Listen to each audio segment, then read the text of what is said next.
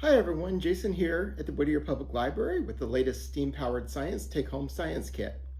Today we're going to be creating a tiny fireworks show inside a glass, and we're going to be talking a little bit about polarity, why oil and water don't mix, and a little bit about the history of fireworks. So let's go ahead and get started.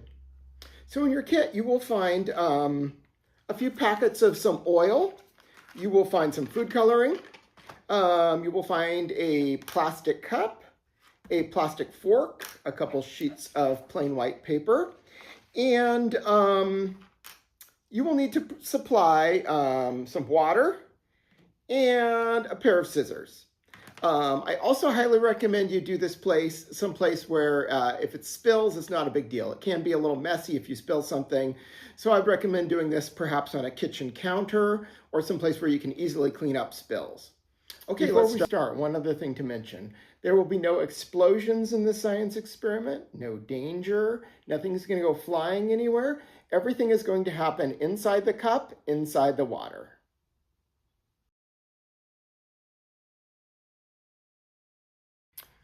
Okay, so this is a very simple experiment. Let's go ahead and put it together. I hope you have all your materials ready. So what we're going to do first is we are going to, and once again, I just want to mention, please make sure you do this in a place where if you spill, it's not a big deal. It's easy to clean up because it can be a little messy if you accidentally spill something. So first thing we're going to do is we're going to take our scissors. We're going to cut open our packets of oil.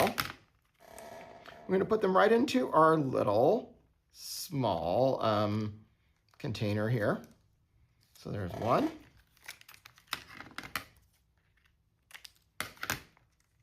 Two. Try to squeeze it all out as much as you can. Doesn't matter too much, but you want to make sure you have enough oil here. One thing I also wanted to mention is if you have a glass vase or something like that at home, you can also use that for this experiment.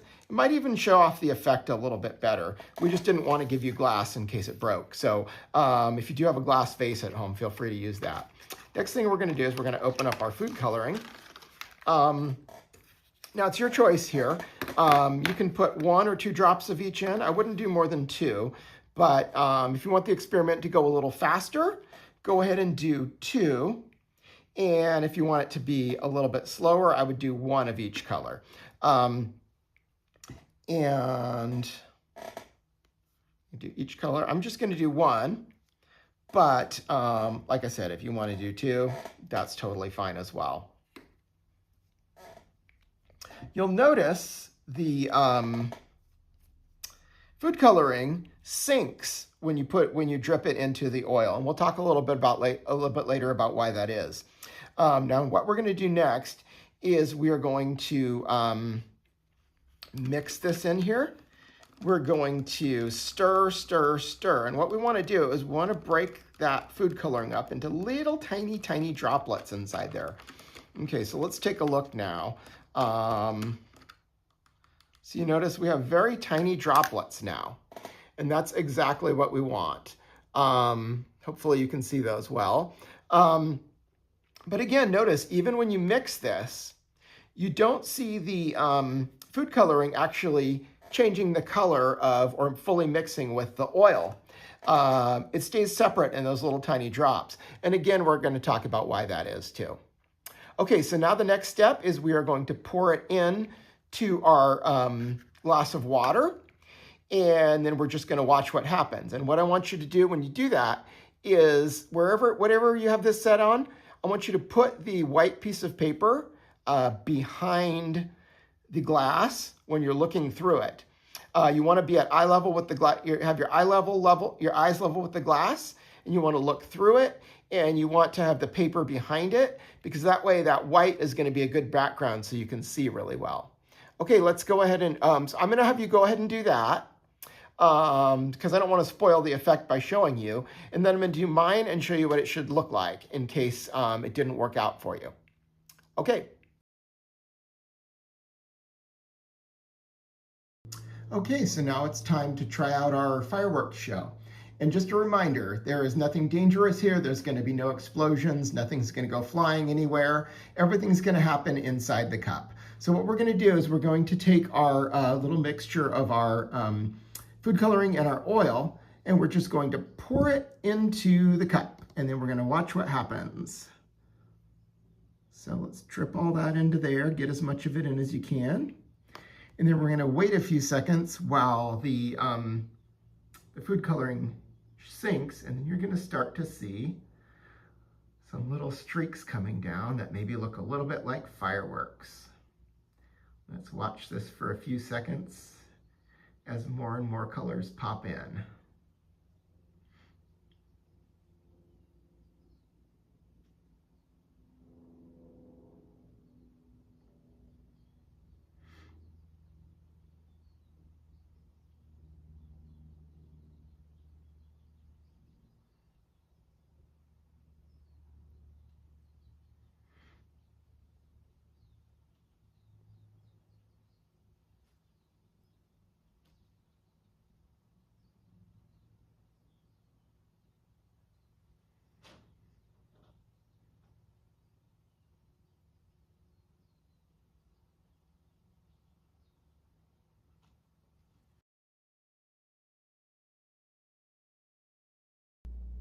So I hope you enjoyed your tiny fireworks show. Let's talk a little bit about what happened here today. So this fireworks show happened because of two different properties of oil and water. One of them is polarity, the other one is density. So polarity, first of all. Oil and water are very different. The molecules, which is the tiny, tiny, tiny little pieces that make them up, of water are polar, which means they're almost sort of like little tiny magnets. They have a positive and a negative side, and that allows them to stick together. The oil molecules do not have a positive and negative side, which means they are non-polar. And because of that, they get pushed away by the water molecules, and they don't mix together. Now, you notice when you drop the drops of food coloring into the oil, they didn't mix together. That's because food coloring is mostly made of water. And because water is polar, oil is non-polar, they're not going to mix together. Now, why did the droplets slowly move through the oil until they got to the water? And then, of course, they mixed and dissolved with the water. That's because of density. Water is a little bit more dense than oil, which means it's a little bit heavier. So when you mix them together, the water droplets, or in this case, the coloring droplets, will gradually sink through the oil. And when they get to the bottom and they get to the point where they meet the water, then all of a sudden they can mix with the water and they'll start to dissolve in the water. And that's when they'll bring the color with them, and the color will explode into the water like a little tiny firework.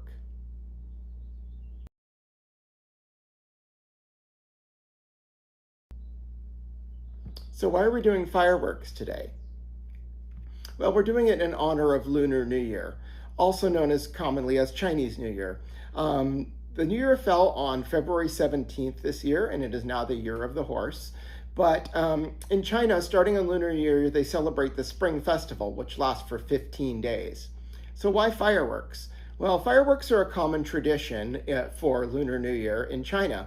And they were actually invented in China roughly 1,200 years ago. We don't know the exact date, but about that time period. And when the gunpowder was first invented at that time, and it was first used for firecrackers, and then later for fireworks. And it was only later that they discovered that it could be used for battles and wars. So the first use of gunpowder in China was for fireworks, and since then there's been a long tradition of fireworks in China.